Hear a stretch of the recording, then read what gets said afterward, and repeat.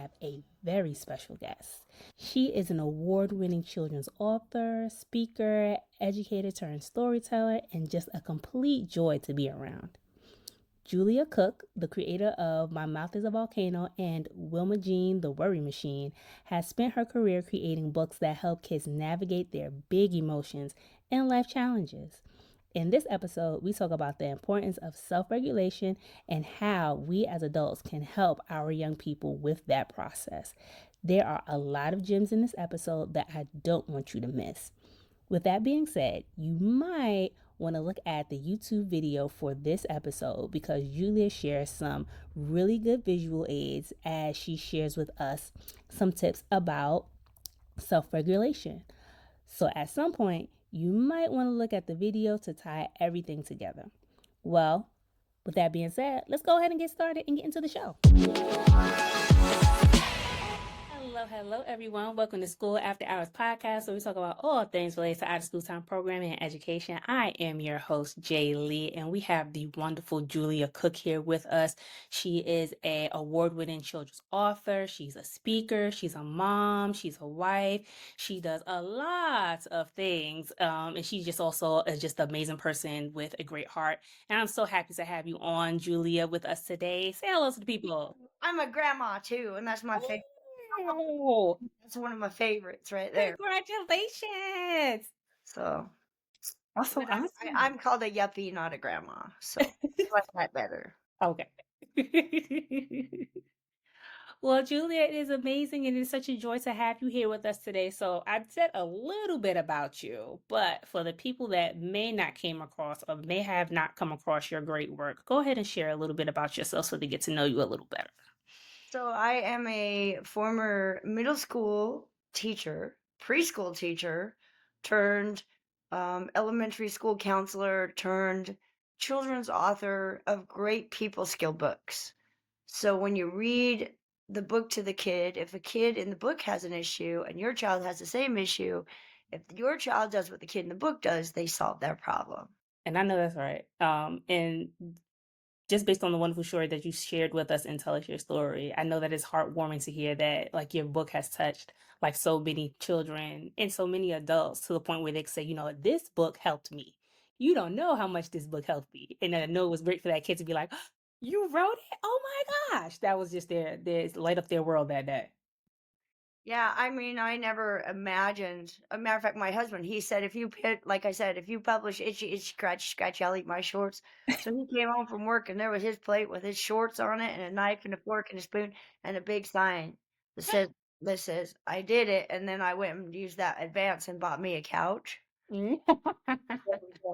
Uh, yeah, I never even imagined. I mean, My Mouth is a Volcano sold 1 million copies. It has a New York City play after it that goes to schools. That phrase, my mouth is a volcano, is interrupting kind of everybody knows it. And so people say, what do you write? I said, well, my mouth is a volcano. Oh, and now they're saying, oh, I read that when I was a kid. And I'm thinking, yes, I'm old. I know. Medium well. I know, but So, being that you have a background in not just being an author, but you have a background in education and counseling and in teaching, um, one thing that I want to dive into in this conversation is talking about self management, especially when it comes to your bigger emotions, right? And I know that in the state of education where we are now, we're having our children come back and, you know, re rethink about the space in which they're using, but how they help their children with their big emotions as we're trying to educate. So the question that I have for you is, um, when we think about big emotions, why is self-management important for kids to learn? And how do you find ways to share self-management tips with just the kids and teachers through your stories? okay. Well, the first thing we want to make sure the kids know is, there's 4 basic human emotions. There's sadness that helps us get through things that are hard, and there's joy that helps us enjoy our world and have good, happy thoughts. There's worry, and that emotion helps us get through things that are planned for things that might happen, so we're ready for them. And then there's anger. And our anger's job is to protect us. It when we get angry, it's to protect us from the situation, and it also teaches us that there must be a better way. So the first thing you do is you show kids that every emotion has a reason, an Mm. unmet need. And if they fit inside of you, then everything is okay. But sometimes our emotions start to grow and they get big. And, you try to fit them in, and the whole inside of you gets so crowded because there's not enough room, and that makes it uncomfortable. And then I blow up a big balloon and I say, and sometimes they're so big that nothing else fits except for that emotion. So Mm. we have to find creative ways to help them release the size of those emotions so that they can stay inside of us. Because if they come out, we just never know where they're going to land. And then I let the balloon go and it just goes everywhere. Mm. So, when it comes to emotions, everybody has big emotions. I have this little cookie bites sheet right here. And every big emotion has a story with an unmet need. And if your emotions get too big, they try to boss you around. Mm. And the goal is to be the boss of your emotions. And then you can learn to be the boss of your emotions. So there's a lot of different ways. We kind of think of kids in three levels, actually humans in three levels. And this is the functional level here. And this is when we bounce out of a out of control emotion. And then underneath is like the reptilian stage where we're just breathing in and out. And when you bounce out, you have to circle through that breathing in and out stage and collect yourself before you can function again. And that's Mm. a lot of time out of class. So what we Mm. hope to do is give kids tools to stay in here. Um, lots of times we try to unanger a child. That is their anger and they have a reason for it. You can't unanger a child. What you can do is give them a place to put that anger where they have to follow three rules. There are three rules for anger. If you want to be the boss of your anger, remember these three rules. You cannot hurt yourself, you cannot hurt others, and you cannot hurt things. But you can do whatever you want to this pillow.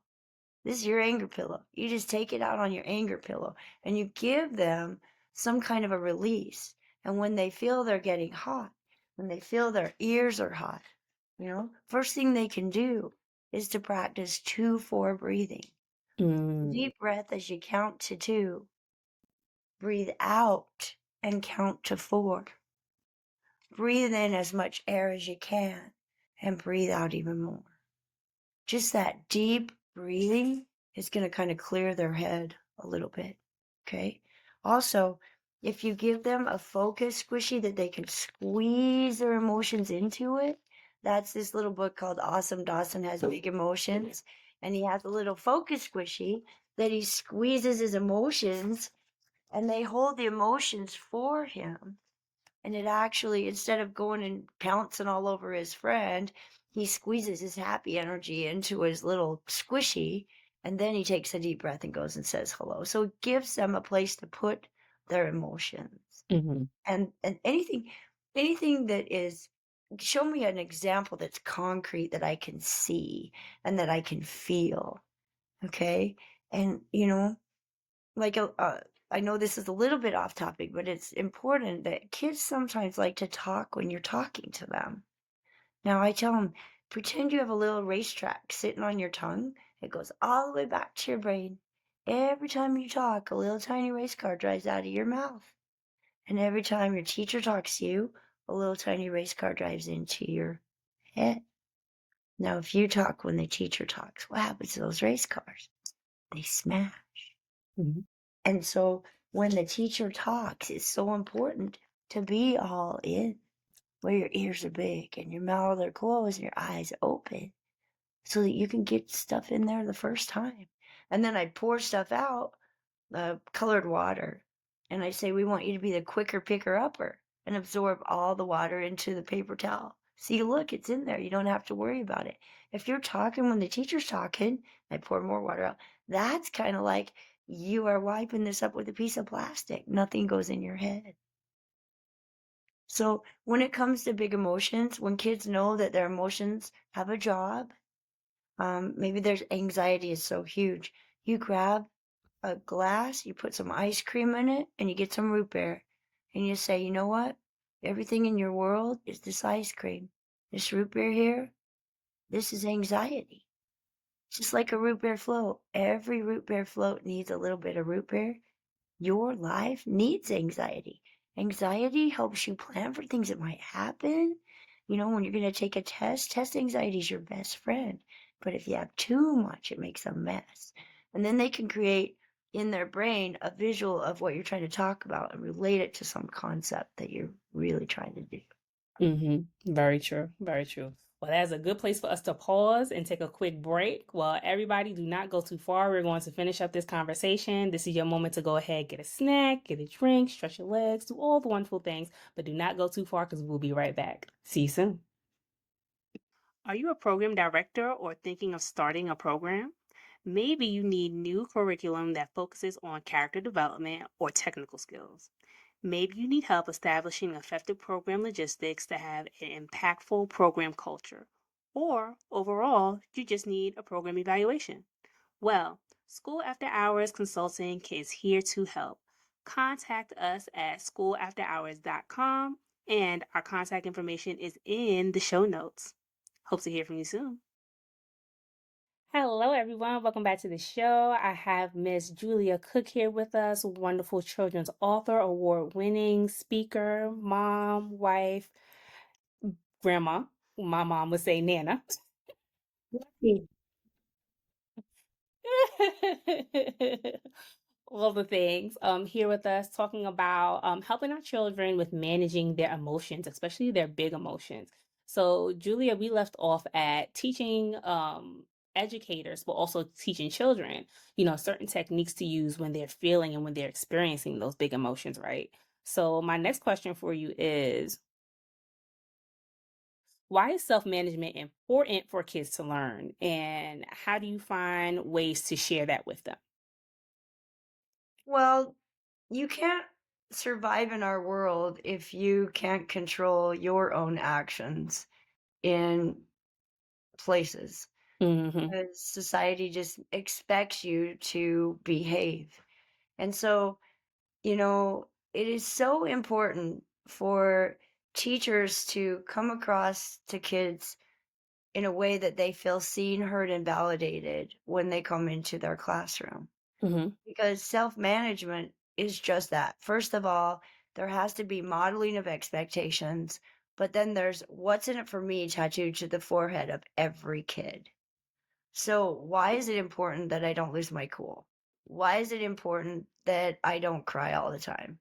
Why is it important that I were, and you never say it to a kid, I know how you feel. A kid needs internal validation. You say, I can only imagine how scared you must be feeling.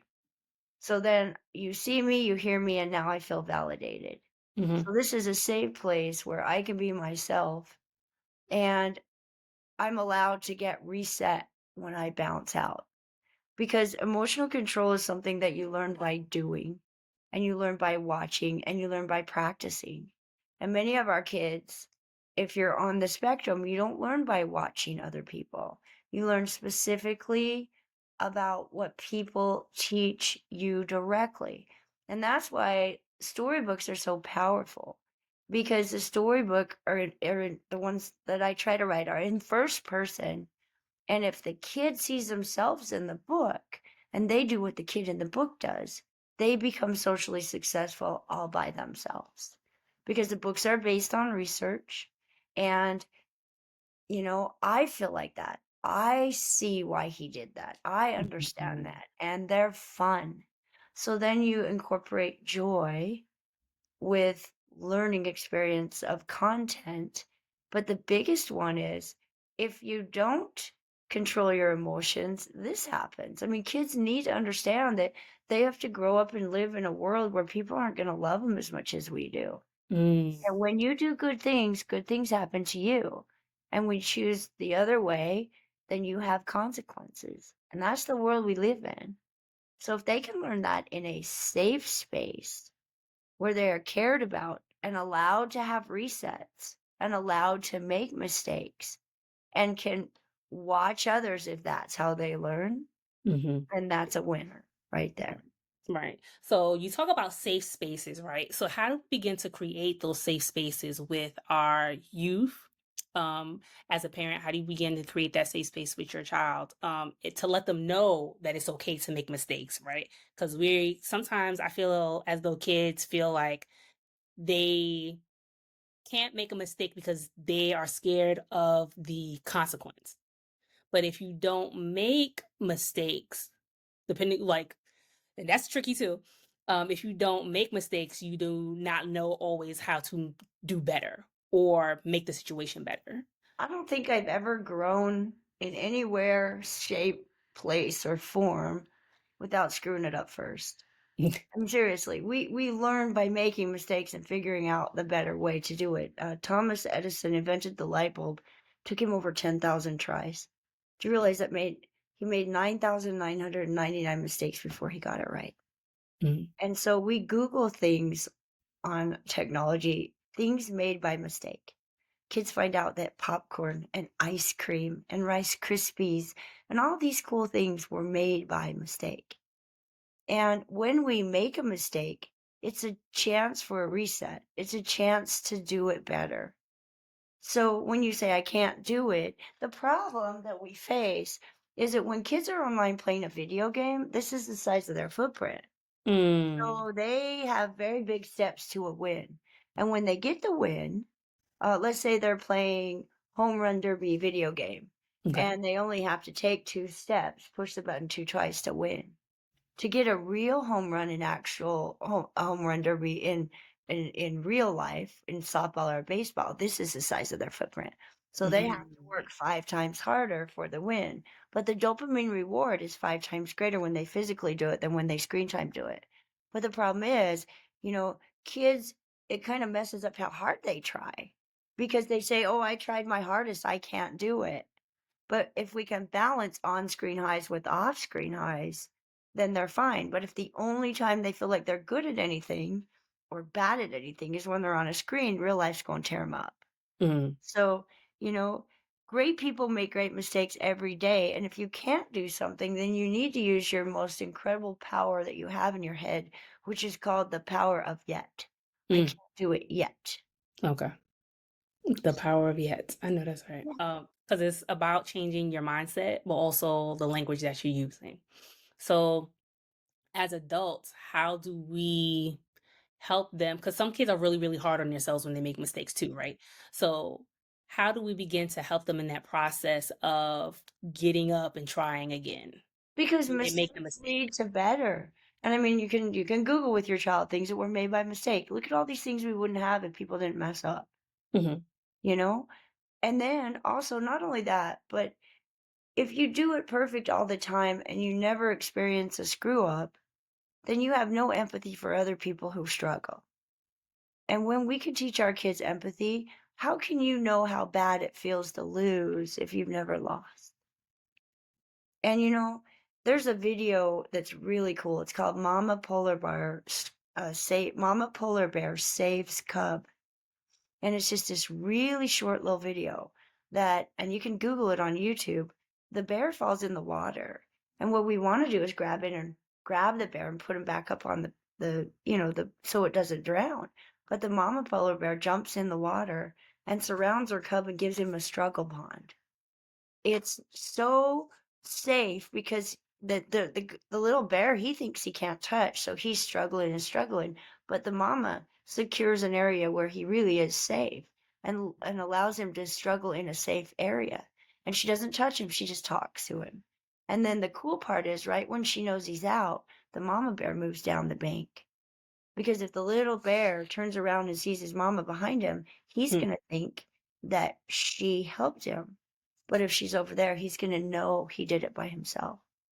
And mm, we need to let our kids use their struggle muscle. That's that muscle in between their ears. Because if you don't let them develop that struggle muscle, they're going to need it sometime and they won't have the coping strategies they need. And that's scary. Yeah. Yeah. Then definitely, definitely. So this leads me to my next question for you is, what are some things in that process that we should be mindful of when helping build their resilience and helping them um, with their struggle or when they make their mistake? Well, number one thing is that if a kid is tired or hungry, they're not going to think right. Okay. And they're not going to react right. And a lot of times when kids have huge emotions, maybe they're hungry, maybe their sugar is low, or maybe they're tired. So, first of all, you look at that. Okay. Hmm. There are some really great strategies for that. If they're forced with a great big problem, you grab a great big bowl and you pour their favorite cereal in the bowl and you give them a spoon and you say, okay, now eat it all. And they look at you like, what? Eat this whole cake bowl full of cereal. Well, I can't. Why? Oh, because I'll get sick. That's right, because you can't digest that much, right? What if I give you a little bowl of cereal? Can you eat that? Yeah. And then you wait a little bit? Yeah. Eat another bowl? Uh-huh. And over time, could you eat the whole box? Well, yeah. Well, that's just like a big problem. When Hmm. you have a big problem, your brain can't digest that big problem all at once. You got to break it down. You got to chunk it up into little pieces. And that's a huge strategy. And if you show it to them with cereal, they never forget it. So how we can take this problem and make it smaller so that you can digest it with your brain, like your tummy could digest a whole bunch. Okay. Hmm. And then that 2-4 breathing is huge because when we stress out, first thing we do is take little tiny breaths and it makes our shoulders tight and our brain steals all our oxygen. But breathing in 2 and breathing out 4 relaxes and clears our thought processes. So there's breathe, and then there's brainstorm. And you can, when you brainstorm, it's like you unzip your brain and you pour all the crazy ideas on paper because nothing's crazy, because even a crazy idea can lead to a really cool idea. Okay. And then you chunk it up and break it down. And then if you say I can't, you cross out the T and it says I can. Right. You say I can't yet. So you never say I can't. Can't should never be a word, I can't. Hmm. And the other thing is to ask for help, but you never want to ask for help right away. Why not? Why wouldn't you tell a kid to ask for help right away? Because you want them to do all the other things first. Right. Their process. Okay, right. Hmm. And then the last thing is to recharge. And so sleep is, if the human brain is deprived of sleep, the first thing you're going to notice is increased levels of irritability. The second thing you start to notice is increased levels of anxiety. Chemically, we become more anxious. And the Hmm. third thing that happens is increased levels of depression. So I was talking, my nephew, he was getting online at night and playing video games. And he went from A's to D's in 3 weeks. And his mom says, "You don't play video games at night, do you?" And he goes, "No, I don't." But they set a trail camera up in his room and aimed at his keyboard. And that kid was setting his alarm at 2 a.m. and getting up and gaming till 6 a.m. and then going back to bed. So he was losing 4 hours of sleep. And, he was very, very irritable. And then he got very anxious. What if I can't do it? And then he got depressed. I don't even want to go to school. And just started going down the drain in 3 weeks. And so she showed him the pictures and he started to cry. Hmm. She said, "You lied to me." And he goes, "Mom, I had to lie. I'm really good and I'm on a team. And if I don't play on the team, I don't have any friends. Hmm. I have to play." And so she said, "Will you make me the big mad meanie then? You tell your friends that I found out you were playing and I took your game system away and you can't play it at night." Because I show kids, I get a bunch of different colored water and a pink sponge that says brain. And I say, you got social studies and math and reading and recess and all this stuff. And they soak it all up and they're just saturated. And then I said, when you sleep, this is what happens. And I wring out the sponge. I said, you squeeze in all the stuff you need and you squeeze out all the stuff you don't need. And that's the first sleep cycle. But look at the sponge, it's still real dirty. So you sleep some more and it actually rinses out your sponge And then just before you wake up, you squeeze in everything you need and you squeeze out everything you don't. And then you come the next day and you have a sponge that's ready to absorb. But if Mhm. you don't get enough sleep, you have a soggy brain, a soggy sponge. And if you don't rinse it out and clean it, it'll start to stink like a stinky sponge, and it won't you won't be able to use it very well. And when Right. you show them that concrete visual, it's a game changer. And it's different when you have visuals to see, like you said, compared to trying to mentally think out this concept because you have now, I feel like real life experience and that you can actually see the how the outcomes can not just affect you as an individual, but it can also affect the people around you, right? When they can connect a concept to something that they know that's concrete, it seals it in because then they store it in two places in their brain and they get it. And you're going to all this trouble to explain it with things, and it makes it fun. So see it, hear it, feel it, do it, show it to somebody else and explain it, or explain it to somebody else and relate it to something they already know. I know that's right. Well, thank you so much, Julia, for sharing all this wonderful information with us. And before we leave, we're going to go ahead and jump into our professionals lounge. Hey everyone, we have made it to our professionals lounge section of the show, and we have Julia Cook here with us. So, Julia, I have a question for you for professionals lounge. My question is, are there any resources that you would want to recommend to parents, educators, youth development professionals about some of the things that we talked about when it comes to developing character, but also helping students manage or children manage their big emotions? There's a lot of good books out there for kids that you can read a book and teach a life skill. And I have 90 plus titles that are all about different great people skills. And people wanted me to have those resources, record them, the way you read is so fun. But if I read them online, then people don't buy the books. And these books are written with nonprofit publishers. So when you buy the books, you give back to kids. So I thought, well, I'll just launch a website where I have all the read alouds and you can just listen to me read all the stories. And then I thought, well, all those videos that I showed you with the chunk it up and the all in ears, I put all those videos, those concrete visual videos on that site as well. So you can watch them and then you can do those things with your kids. There's a really good one on trust and how trust is a limited commodity. And once you use up your trust, you can't just go get more. Mhm. And so it's all by topic. And so you can like get on the site and search a topic and come up with all kinds of resources on that topic. So we have tips for parents on the topic that you can just copy off and use. And for big emotions, there's a couple of activity sheets. And the activity sheets are very pointed, short, fun to do, and worth your time.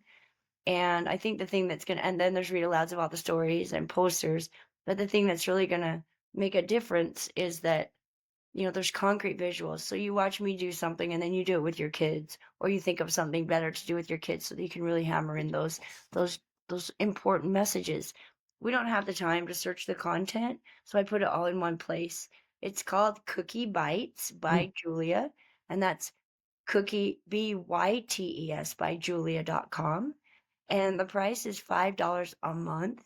It's about $10,000 worth of resources on there, but it's $5 a month and you can cancel anytime. So Awesome. get Go ahead. on, try it, and um, my hope is that it'll help a lot of people, help a lot of kids. Yes, completely support it. So if you want that information, I will have that in the show notes so you can have access to it as well. And it'll send you to where you need to go to subscribe for your membership and see all the things and use the resources with your young folk. And then there's So, cookonline.com is my website that has all the books. And then you can also buy them on Amazon and at Barnes and Noble too. So, yep. all right. Well, if anyone wants to get in touch with you for speaking engagements, for training, all those wonderful things, how do they get to you? Julia at juliacookonline.com. And Awesome. I'd love to. Do you have any social media handles they can follow you I on? do. They're all Julia at Julia Cook Online. Okay. Yep. Okay. We Cool just beans. use that all over because no one stole that one yet. So when Because you do it's yours. Julia Cook, you always get Julia Childs, because she cooks. And so, yeah, it was funny. But yeah. Well, everyone, that brings us to the end of our show. If you liked what you heard and you enjoyed our conversation, make sure that you're following us on YouTube, but also hit that like button so we know what you are enjoying. You can also find us on other podcast platforms like Apple Podcasts, Spotify, and Google Podcasts if you want to listen to our audio version as well. To get more behind the scenes stuff, make sure that you're following us on our social media accounts, Instagram and Facebook at School After Hours. Well, that's all I have for today. In the words of Mr. Arthur Ashe, start where you are, use what you have, do what you can. Until next time, y'all. Bye-bye.